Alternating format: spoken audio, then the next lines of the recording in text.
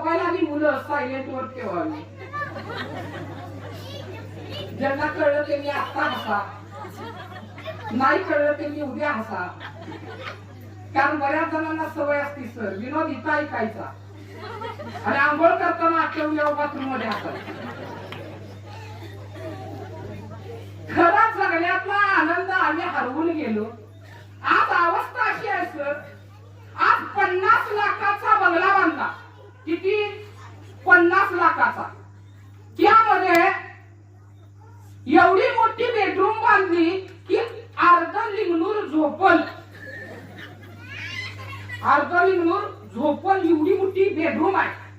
झोपती ती दोघच एवढी मोठी. सागवानी पलंग आहे 50,000चा.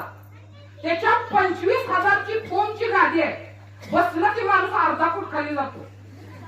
असली गादी आहे मौसूद. फॅन चालत नाही आजकाल सर. आता ऑगस्ट मध्ये एवढं उकडतंय. एसी लावलेला आहे 24 तास टेम्परेचर मेंटेन राहावं म्हणून. पण प्रॉब्लेम काय आहे माहितीये का? झोपल्यानंतर झोप लागत नाही. आमचा प्रॉब्लेम आहे. रोज डॉक्टरकडे जातोय. डॉक्टर पैसा आहे, बंगला आहे, 4 चाकी आहे, सगळं आहे, पण झोप गोळ्या द्या. झोपाच्या गोळ्या खाऊन सुद्धा